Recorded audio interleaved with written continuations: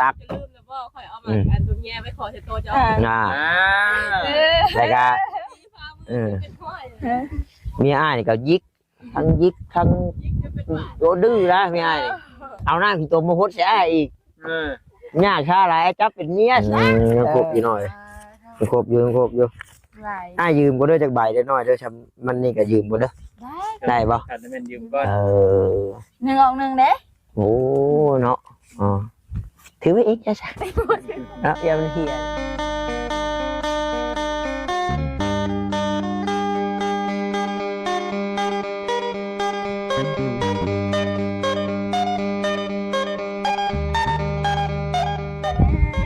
ยังอะไรขายยังโอ้ยหมกม่วงเพื่อนอ้ายบ่อึดนี่ฮะแต่อึดยังม่วงแก้มแดงไผเอาให้นี่สาวนี่สาวอ้วนตัวบ่ได้เด้ให้หิวชื่อได้สาวอ้วนเอาให้พี่น้องเนาะเอ็ดหยอกสิดอกสามีเนาะสบายดีก่อนซะสบายดีใส่ผมถ่ายผมใช่พร้อมถ่ายพร้อมเป็นอะไรลินว่านี่ม่วนบ่สบายดีโดสบายดีเอามาเวียดถ่ายพร้อมแล้วเป็นหนังมาหมวกตุ๊กนะฮะมาพร้อมกันนี่แหละพี่มาทางพี่ใช่ไหมมาทางพี่นี่ก็แดดบอกได้อยู่เนาะ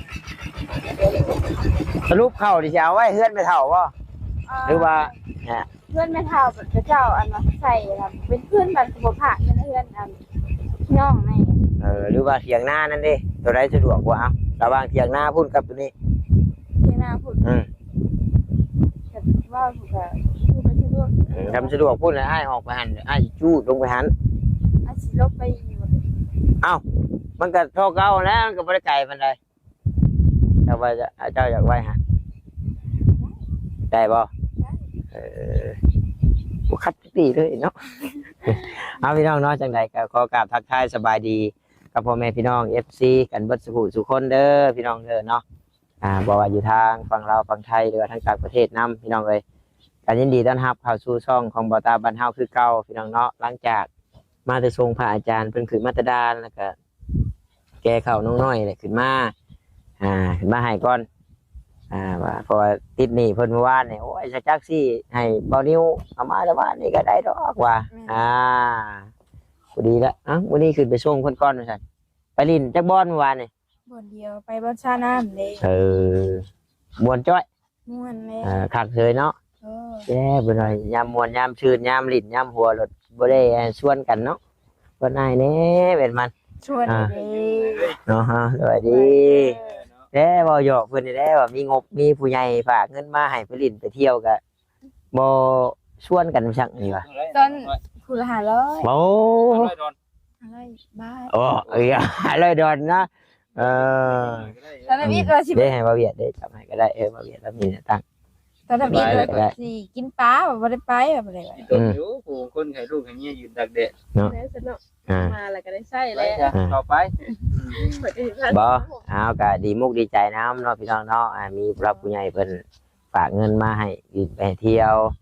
บ่หยอกชื่อเด้อว่าบ่ชวนบ่หยังนะพี่น้องเนาะทางเขาน้องปัดไซเขาบ่นิ้วเพิ่นก็จัดหาอยู่พี่น้องเนาะมาถ่ายคลิปนำกันได้เด้อว่าซั่นแต่น้องน้อยนะบ่ชวนนี่น้อยใจน้องน้อยเดียวนี่ทีนี้บ่ชวนมันนี่บ่โอ้น้องน้อยบ่ชวนบ่ปัดไซวันนี้ชวนตอนนี้ถามว่าสิบ่ได้ไปบัดนี้แบบเปลี่ยนแล้วบัดก็เลยแบบตะวิดว่าสิออกนะแล้วก็กินปลาอยู่ในน้องฮัทสรุปแล้วบ่ได้กินปลาไปลิ้นเลยพอเลยเบิดเลยใช้เงินนะใช้งบไปเท่าไหร่บาทนี่บ่พอ500บ่พอเลยชื่อชงชื่อเสือดิกีฬาลงโต500ก็350,000เนาะ320,000ก็สำนั้นแหละพอได้โอ้แนวงบเพิ่นให้ไปลิ้นบุญบังไฟเนาะตัวละอยากต่อบ่ดื้อเลยแม่นอ้ายบ่หวานเข้ากันแนมเห็นแต่ควันมันบังไฟก็ได้ใกล้ๆนั่นบ่ก็ใกล้กันแล้วกับเพื่อนน้องพัดไส้ก็บ่ได้ไกลกันปานใดดอกแม่นบ่ขออนุญาตนำเนาะเพิ่นอยู่บ้านน้องกิตมหรือว่าบ้านพะคะพี่น้องเอ้ย บ้านน้องกระชายบ้านจอมแจ้งแต่ก็น้าอ้ายก็ว่าไกลอยู่นั่นแหละแต่ว่าก็ค่อยเห็น โดย ค่อยเห็นโยจำเอาคืนมาไฟ แนวมันขึ้นสูงเนาะคันเดียวบ่เห็นก็ได้บางน้อยบางใหญ่เห็นเบิดนะ กับบ่ไกลกันเกินเอื้อมดอก ทุกประเวียนหาเห็นหน้า โอ้ลาป่วย พาป่วยเด้ ป่วย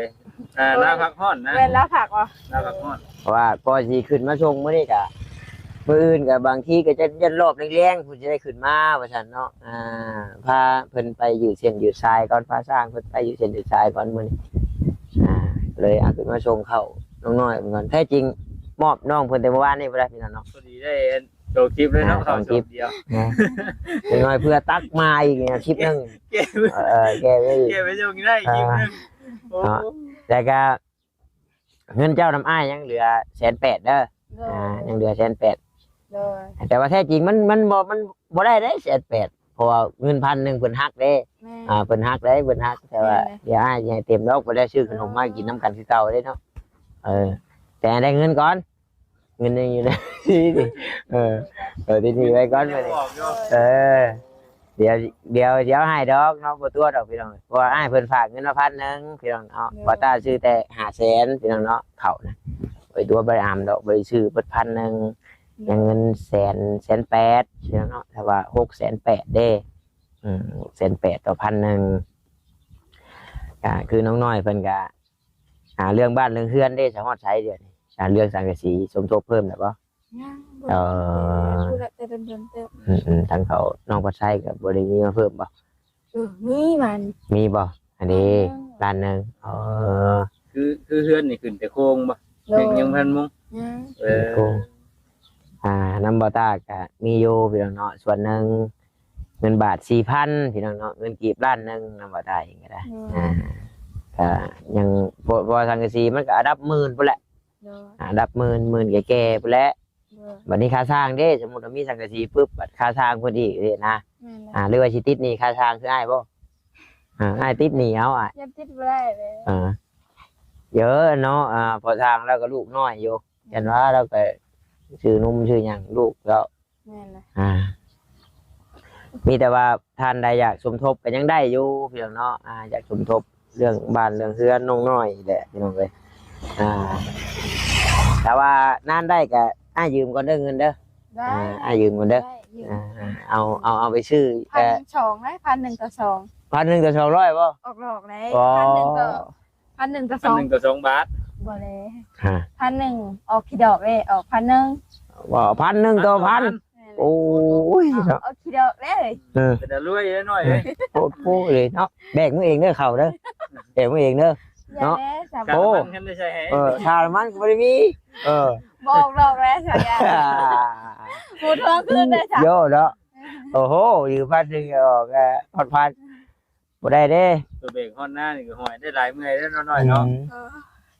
จะกี่ยอดใช่ไหมว่าง่ายๆนี่คืออยู่ในหน้าเบิดบ่เขาเปลือกเบิดแล้วเขาปลูกกับเบิดแล้วแล้วเลี้ยงหมูเลี้ยงไก่หลายพวกเนาะขายซะขายแบบมีงานแบบเรียกไปทั้งปัวกับนั่นแล้วเนาะปัวกับเขาปัวกับว่าจะเป็นรุ่นนี้จะเอาใช้บันไปยืมบ่ให้ได้ขอบใจเด้อสาวอ้วนเด้อขอบใจเด้อพี่น้องม่วงให้พี่น้องเลยเนาะ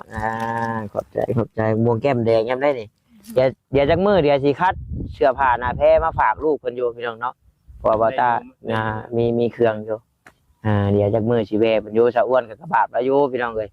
เพิ่นก็บ่ได้รับการช่วยเหลือก็บ่ได้ดำเนินต่อนะ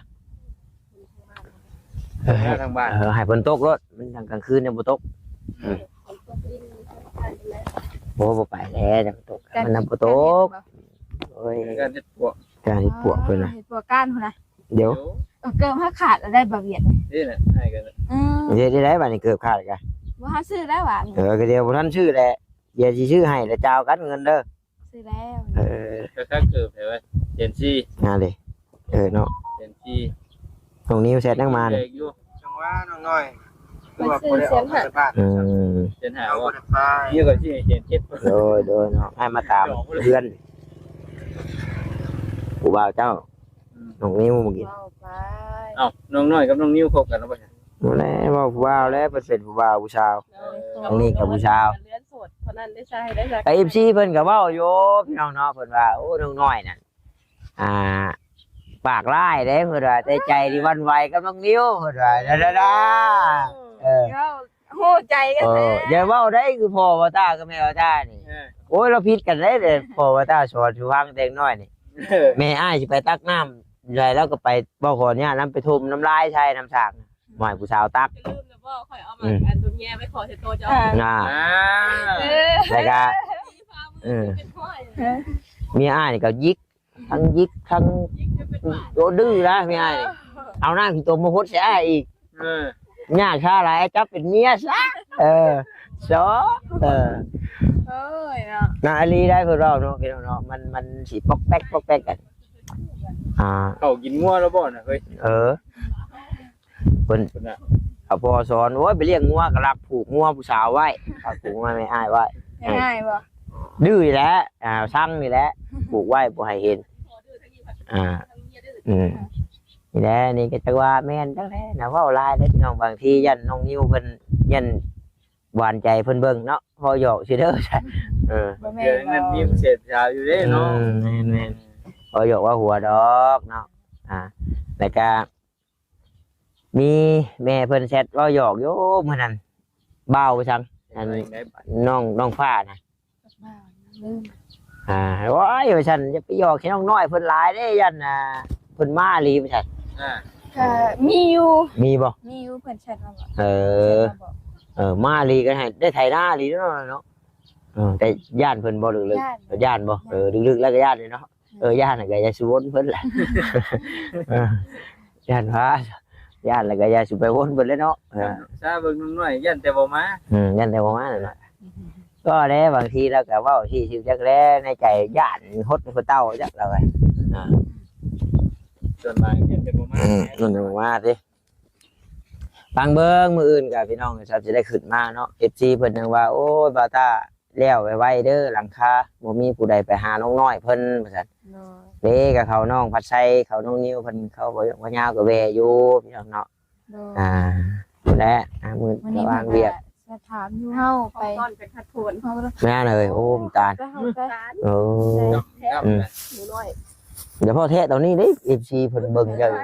เกี่ยวเห็นเลย กำลังคิดจกกำลังสิเอา ได้เด้เพิ่นหายเด้ ได้ แต่ผู้เพิ่นอยากเบิ่งในบุคลิกตัวที่น้องกินก็มีแต่ว่า กินแซ่บเผ็ดให้หมูอยาก แต่ว่าบางคนก็โอ้แบบมันเบิ่งแล้วบ่งามกับปกติบ่ว่าเพิ่นพี่น้องเนาะสามารถคอมเมนต์กันเข้ามาได้สินะแลกเปลี่ยนผมฮู้ใหม่ๆพี่น้องเอ้ยมีแต่ว่าหลักๆนะพี่น้องเนาะที่เขามาหาน้องน้อยเพิ่นดุๆนะเพื่ออยากให้ FC เห็นนี่แหละอยากให้เรื่องบ้านเรื่องอย่างเพิ่นแล้วพี่น้องเนาะเพราะว่าขึ้นโค้งไม้ไว้แล้วหน่อยฝนตกฝนทำมาจะมันดอกมันเป็นเพเข้าใจดอกพี่น้องเนาะเพราะว่าได้ชื่อไม่เห็นไม่ได้ฝนตก เพราะว่าเบาต้าเองก็กำลังเฮ็ดเฮือนเฮ็ดชานคือกันนะเข้าใจอยู่พี่น้องเนาะฮ้อนใจนะถ้าเฮาได้มุ่งใครแน่ถ้ามันเป็นโค้งมาไว้สิแหละจะมุ่งแล้วจะมีอันแนวอันเข้าใจบ่นี่ยามฝนลมมาแฮงยันหลังคาบ่แล้วจังซี่น้อยเอ้ยชาวว่าเฮือนบ่แล้วนะเข้าใจอยู่ไปเรื่อยๆเนาะวงกบเขาได้เขาก็มากองไว้โดนเนาะวันนี้ฝนตกมันจะซื่อๆได้กันแล้วดิอย่างไรก็ค่อยเป็นค่อยไปขึ้นว่าแหละเพราะว่าเฮาบ่มีเด้เฮาบ่มีเนาะใจจะฟ้องเลย คือเว้าง่ายๆว่ามันยังบ่ทันฮอดมื้อแต่ว่าเฮาอยากได้มันก่อนสินะแต่มันก็เป็นทุกข์ใจนิดนึงเฮ็ดอะไรซั่นแต่ว่าเรื่องข้าวเรื่องน้ำนี่ถ้าว่าน้องว่าโอ๊ยมันบ่อยากสะดวกปานใดก็เดี๋ยวอ้ายออกไปอ้ายก็สิแวะเอาขึ้นไปหั่นได้พอทางเมื่ออยู่แต่ว่านี่ย่างเมื่อเจ้าบัดได้แม่นบ่ให้แน่ใช่เพราะว่าถ้าสิเอาน้องเพิ่นออกไปที่ไม้น่ะยันบ่มีภูเขามาส่งบัดโอ้ลำบากเลยกลับไปก็มาเพื่อเอาหม้อ1หัวมีได้3ลัก3ลักเพิ่นเขียนไว้นำมันนะเพ่แม่น3ลักเพิ่นน่ะให้เติมได้ว่าน้องน้อยบัดเพิ่นช่วยเวียกอยู่บุญบ่มื้อนี้บุญบ่อันเพิ่นห่อกระต้มเพิ่นเอ้าตุยโอ้บ้านเฮาเฮ็ดบ่เนาะชะมือบุญบ้านเฮาพ่อเฮ็ดบ่กระต้มน้อยพ่อกระ ต้มบ่งามได้ลูกขี้ไล่เลยลูกกินดิ เป็นขอดแคลดคือคนขานี่ เดี๋ยวพอท่านให้จักแล้วมันมูบัดงามนี่ของมูบัดเขาเอาละ บัดผู้บ่าวนะมักสูงๆขาวๆเป็นว่าบัดที่เจ้าของก็ปอกอยู่เนาะได้แล้วบ่น้ำมันไฟน่ะอ้ายว่าสิบูชามาให้อยู่น่ะแพงครับ ยัง อ้ายไปวัดมาบ่ได้เห็นอยู่ ไปใช้ให้เนาะ โอ้อะไรว่าแบบมันมาดเลยกับใส่คนนั้นแหละ เพิ่นไปบะไว้อยู่วัดชาวกับสามีเพิ่นเห็นเพิ่นบะไว้อยู่พี่น้องเนาะ บ้าบนอีก ก็เจ้าธรรมดาเพิ่นไปบะไว้แชทมาหาอยู่บ่เลย เสร็จ แข็งให้ใจเพิ่นอยู่ เพิ่นเอาฮู้ไปพระเบิ่งอีกเบิ่งแน่ ให้ยาบ่ให้นั่นเบิ่ง บ่ลึกอีหลีน้องน้อย จับให้ผัดกระจายเบิ่ง ว่าน้องเพิ่นก็เฮ็ดดินเนาะพี่น้องเนาะเพิ่นลงมาสตรอเบอรี่เพิ่นเด้ได้จ้ะ ไปวัดมาลูกนั่น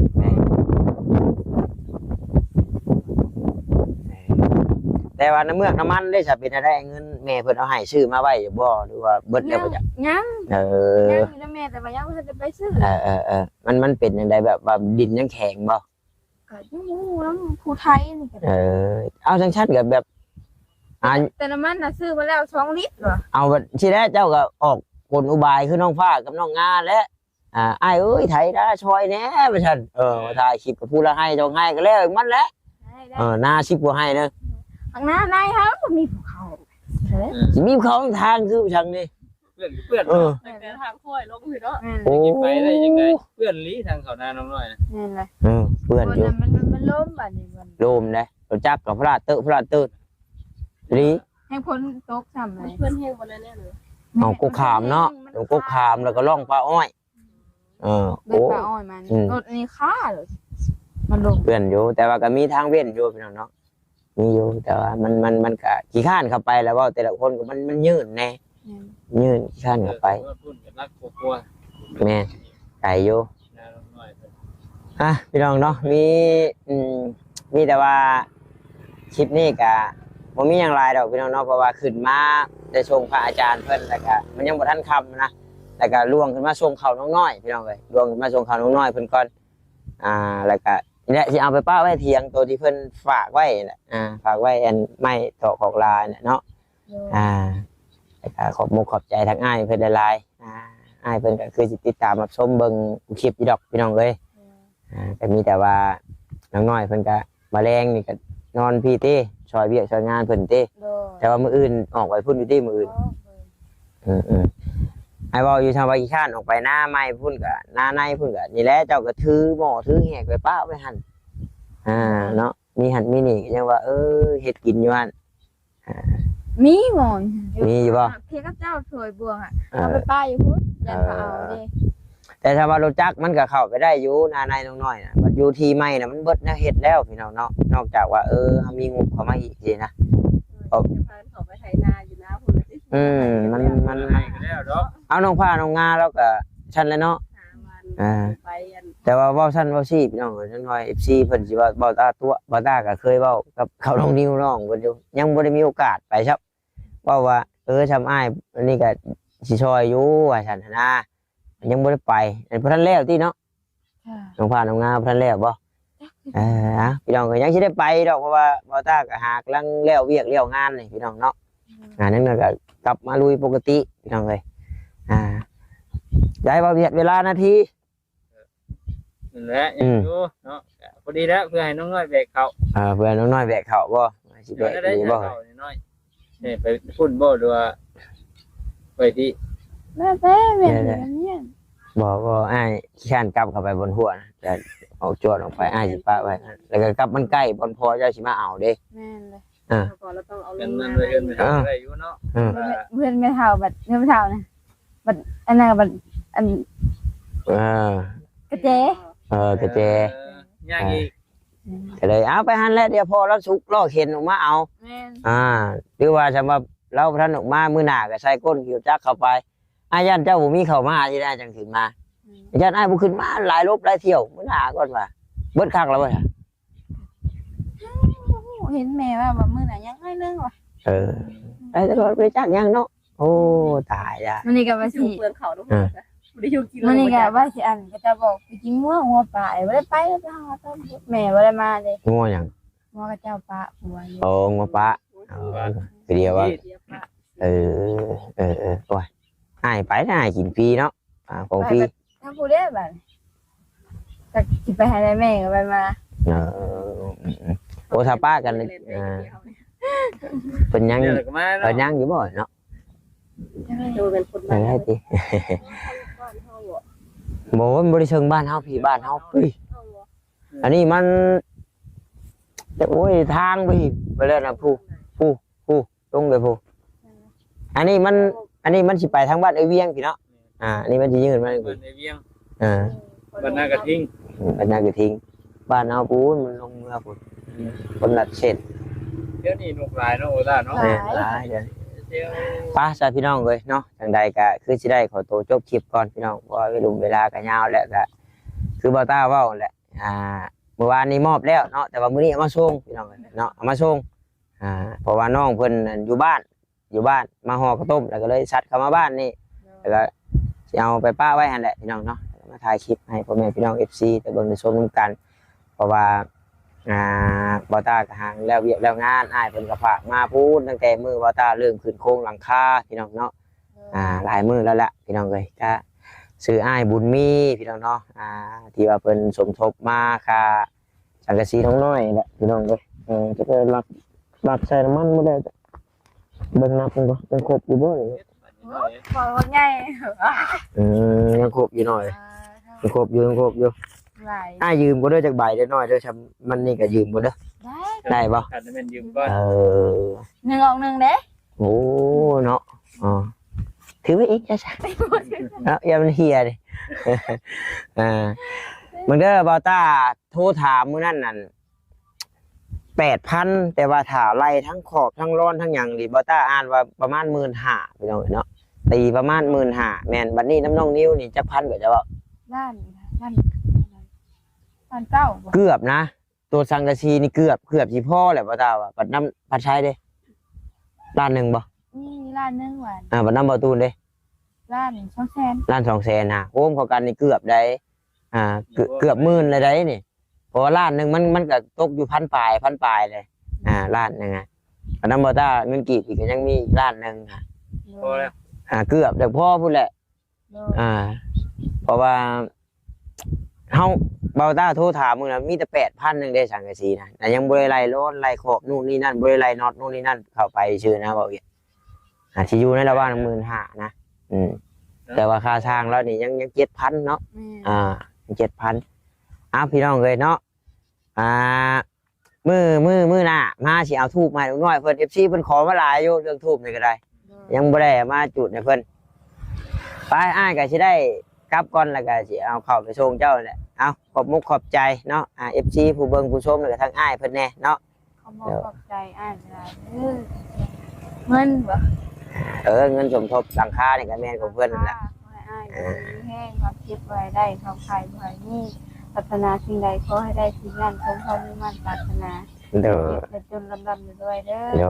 เนาะทางแม่รัดเพิ่นสมทบล้านหนึงพี่น้องแต่เมื่อก่อนเพิ่นแหละพี่น้องเนาะเว้าเรื่อยๆนะพี่น้องเพื่ออยากให้มีคนสมทบนำเนาะเพราะน้องน้อยเพิ่นได้แล้วหลังคาเพิ่นนี่แหละพี่น้องเอ้ยเอาเนาะอยู่ดีมีแห้งร่ำรวยเงินทองบ่สุขสุขคนเด้อพี่น้องเด้อเอาสบายดีพี่น้องบ๊ายบาย ไปดี